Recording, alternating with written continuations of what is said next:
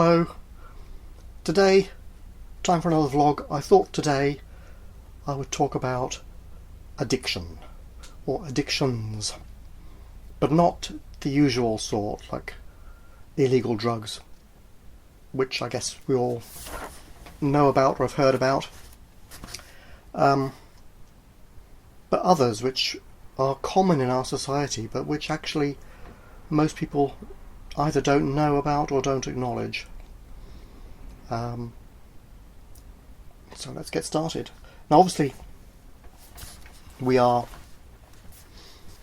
well aware that many people are addicted to dangerous and maybe not so dangerous, but anyway illegal substances.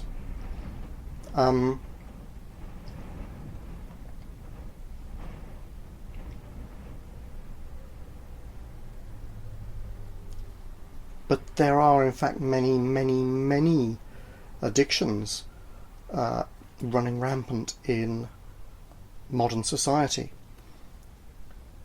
and most people are addicted to some of them to some degree, actually.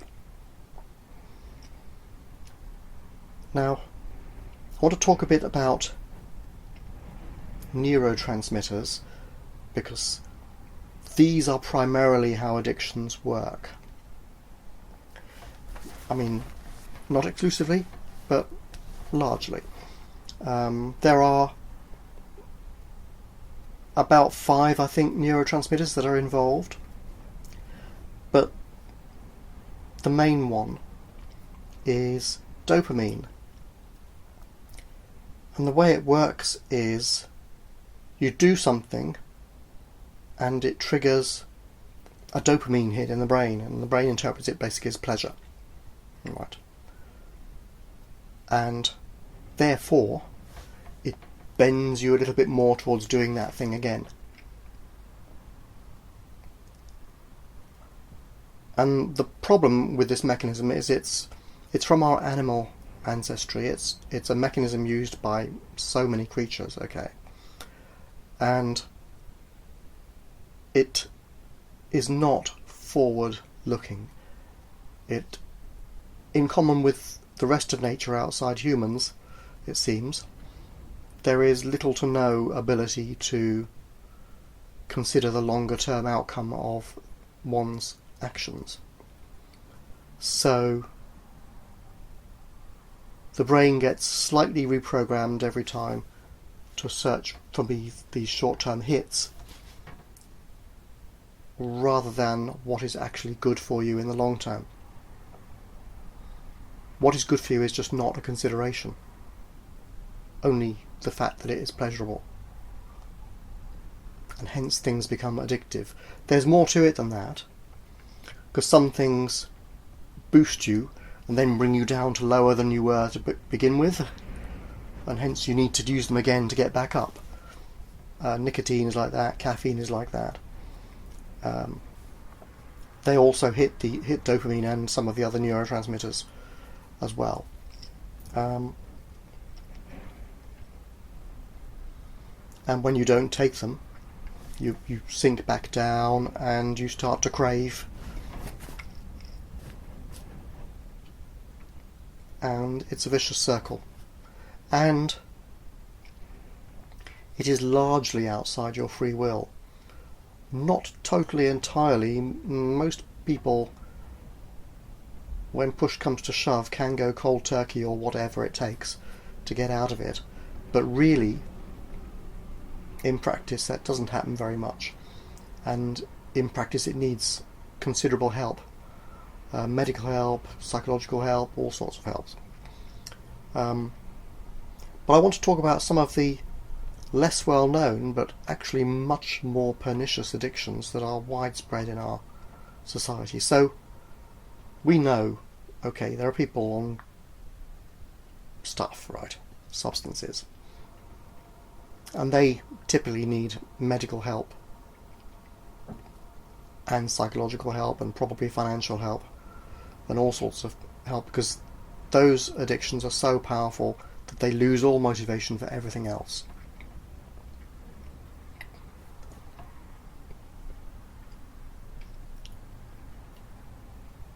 And in a sense, that gives us a rule of thumb for how to tell whether you're addicted to something. You are addicted if you continue to do something even when you know or suspect that it is not, or that it is bad for you, or at least that it is not good for you. Another clue is when you are not well motivated to do ordinary things which you know would be good for you. Because the dopamine hits are actually subverting that. Your brain has been programmed, potentially anyway, to look for the short-term hits, and those other things which require a bit of effort, which may be good for you in the long run, they're too difficult. They're too difficult. The motivation is not there. The things you thought you would want to do, run a business, I don't know, grow some flowers, whatever it is you want to do, right? It's just too much of a headache. You can't bring yourself to do it. Tidy your room, anything, okay? When these normal things which are good for you are too much, it may be that your motivation is being subverted by shorter term hits.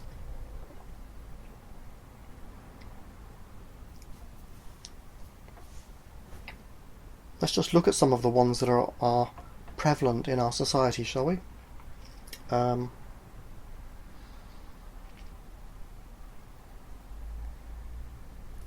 It's just bear in mind that the short-term pleasure is being given precedence over the long-term benefit. That's the nature of it. And it's outside your easy self-control.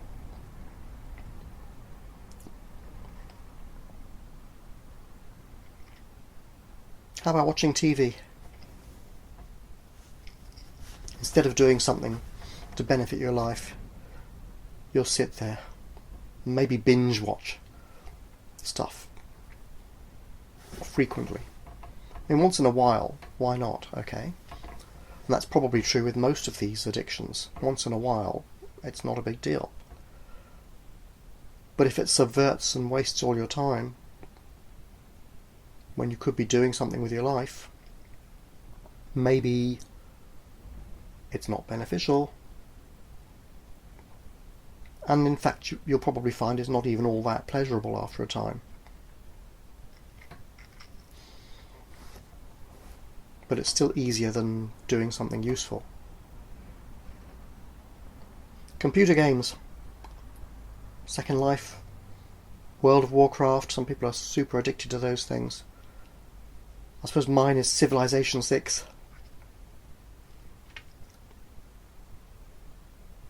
I'm tempted to make excuses there, so that's a sign.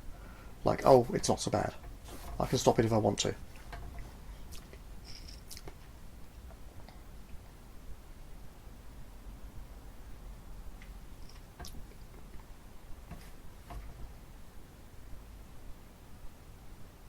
Again, these things are fine in moderation. But when they take over, when they use up a lot of your time, when they sap the motivation for doing productive things, or things that are beneficial for you, there's a problem, isn't there? There's an addiction, is what the problem is. You continue to do it even though it's doing you harm, even though you know it's not good for you. And the things that you want to do, that you know are good for you, you just can't. Because your brain has been reprogrammed away from slightly tougher rewards towards the easiest possible. Gambling, of course, is a big one. People now gamble to win games and gamble in these pernicious shops that are all over the high streets. with their hypocritical lying messages like stop when it stops being fun and gamble responsibly, and they don't mean it, obviously. They want to make a profit, right? Their whole business model is based on suckers.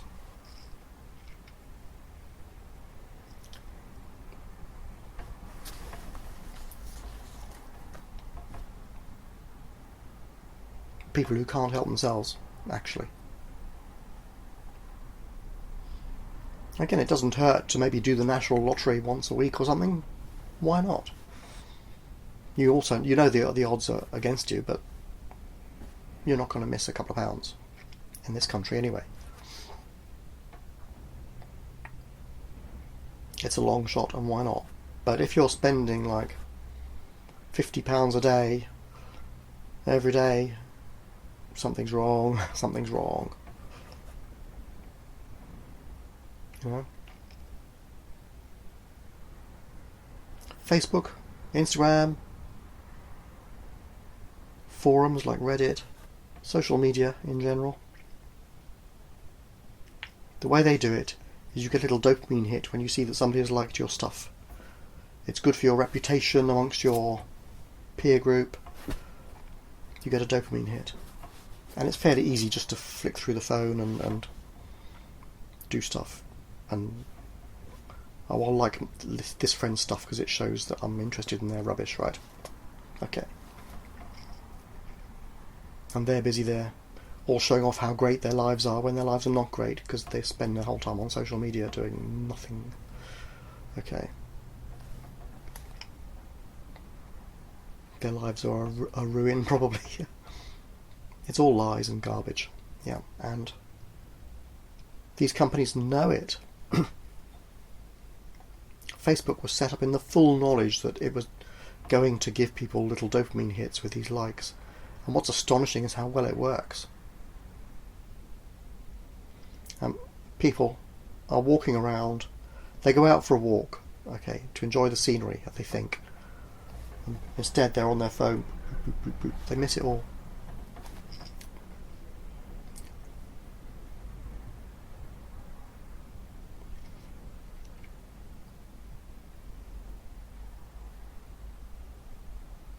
And the forums and places like on Reddit where there are discussions and so on.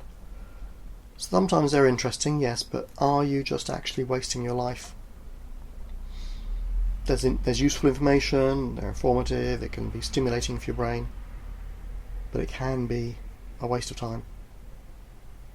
That you're not doing something for yourself, or for your neighbourhood or your family or something like that.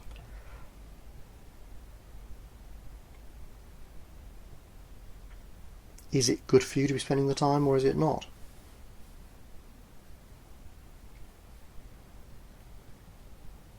People can be addicted to bad men and bad women and pornography as well, which I suppose is the same thing in another form. There are some people who constantly get relationships with a certain type who are bad for them. There's some complicated mechanism there where getting off that probably requires some psychotherapy as well, so you can analyse what the heck the thinking is that gets you into it in the first place and where it came from. But at some level it is an addiction of sorts, and probably there's some pathway that leads you down it where you spot some characteristics in the persons and it goes ding ding, that feels right, I better go that way. It's a kind of addiction, short term over a long term. I don't know how the neurotransmitters link to this, but they probably do.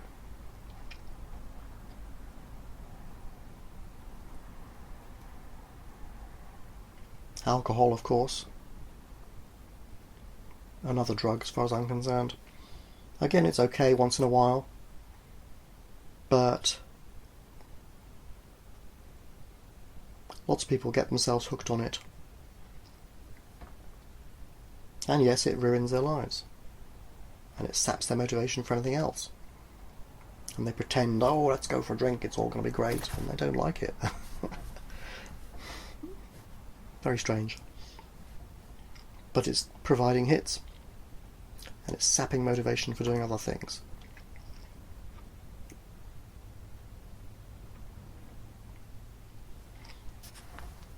In the West, we have a huge addiction to sugar, to wheat, and to caffeine.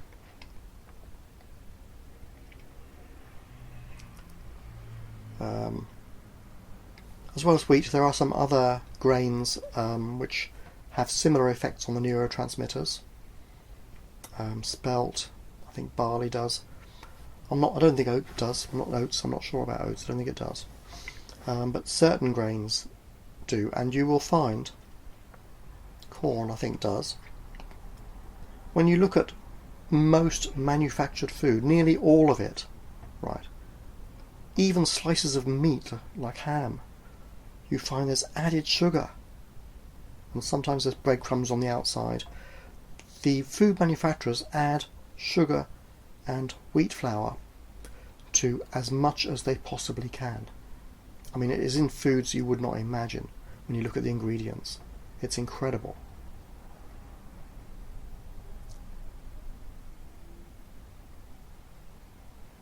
Because both of those hit several of the neurotransmitters. And caffeine does too.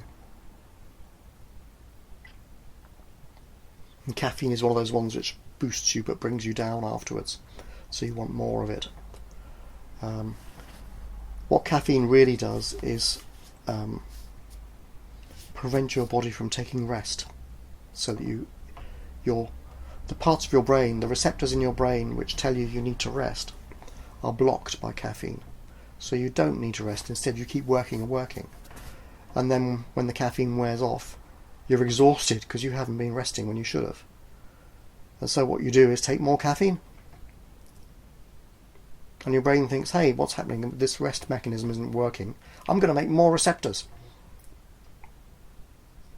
So fairly quickly the brain builds more receptors for the sleep hormones, and you block them with more and more caffeine, and you become hyper. Your stress levels, your cortisol levels in your body increase. That causes organ damage and all sorts over time.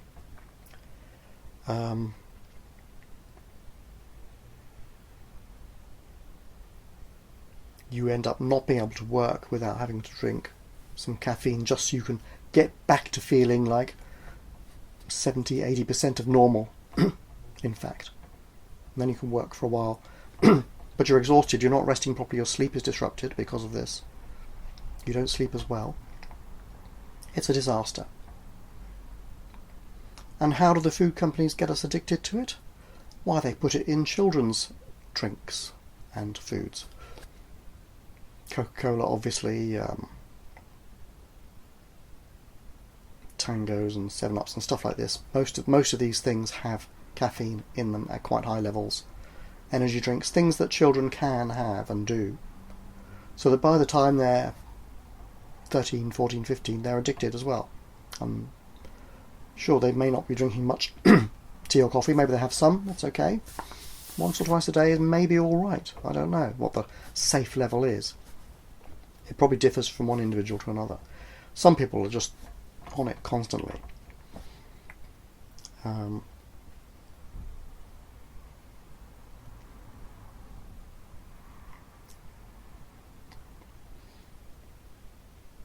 And the food companies, as I say, they put sugar, they put wheat, especially, in just about every food you can imagine.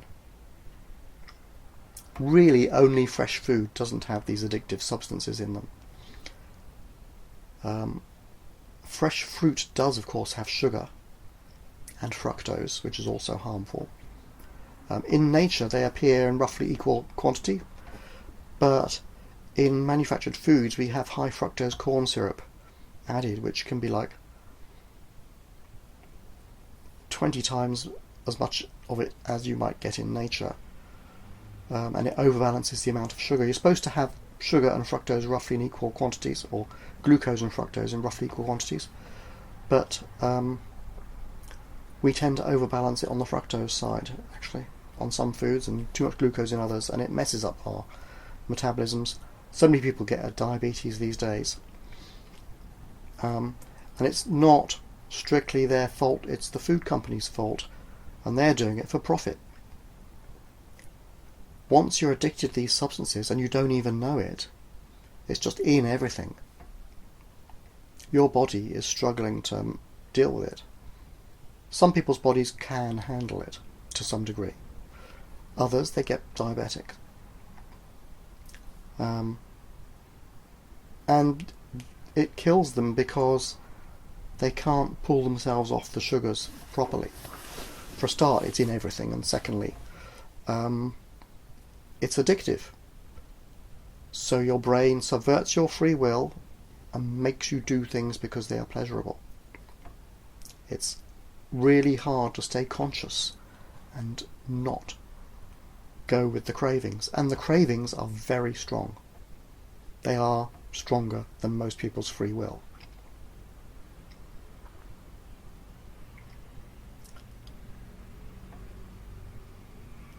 There are means of beating the cravings with neurotransmitters, with amino acids, which your body uses to build neurotransmitters. See, the thing is with some of these, with the diet, the modern diet, is that we in the West and around much of the world now are in the strange situation of being overfed but malnourished. And most people's brains are actually deficient in the neurotransmitters which would resist these cravings, because these particular addictive substances, particularly the ones in food, block them or zap them or hit the other ones more. We've found the ones that do us the most profitable harm, the most profit-making harm. Okay. I'll link to a book which tells you which neurotransmitters you can get if you've got food cravings and you can't get rid of them. It's a little questionnaire in there. I think it's called The Craving Cure, and I forget who it's by. Actually, it's in here. Let me have a look. It's in my e-reader. Oh, the battery's gone. Don't suppose it'll let me turn it on, will it?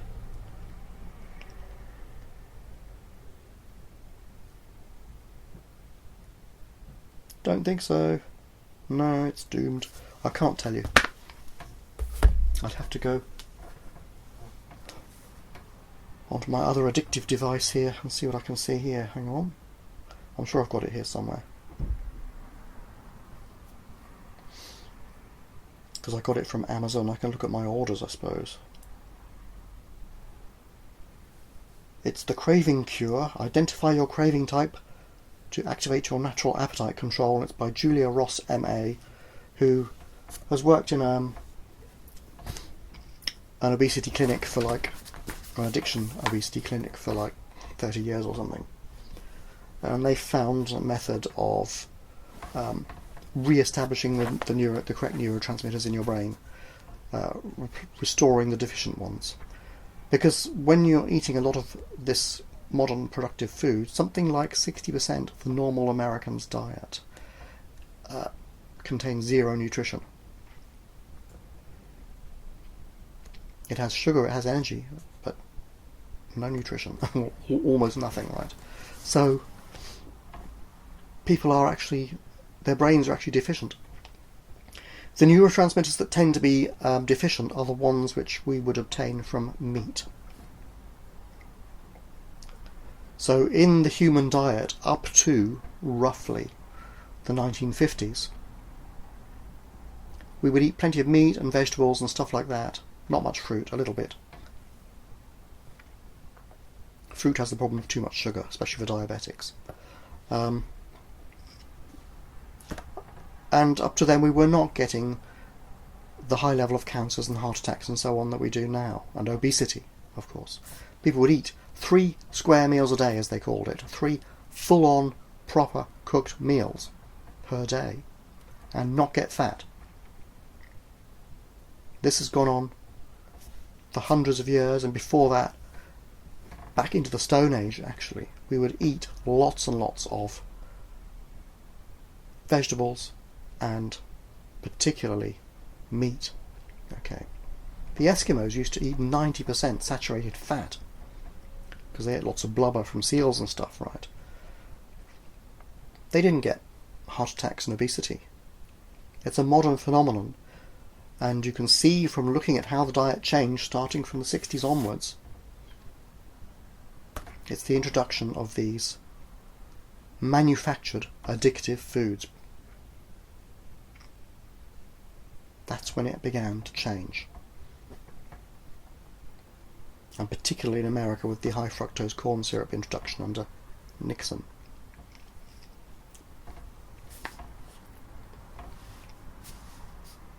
Basically, to get your brain functioning properly and to get off the cravings, you need to restore those neurotransmitters to their correct functioning. It involves a certain amount of abstention and actual nutritional supplements. It's a bit like in the case of dating bad people. You probably need some psychiatric help or some psychotherapy or something just to help. Or in the case of serious drugs, you might need some medical help to counter it. All of these addictions have their own mechanisms, and they all subvert your free will. But there are ways around it, and abstention is the main method. Or at least, if you can't abstain outright, you can cut it down gradually. It varies from one to another what you can do.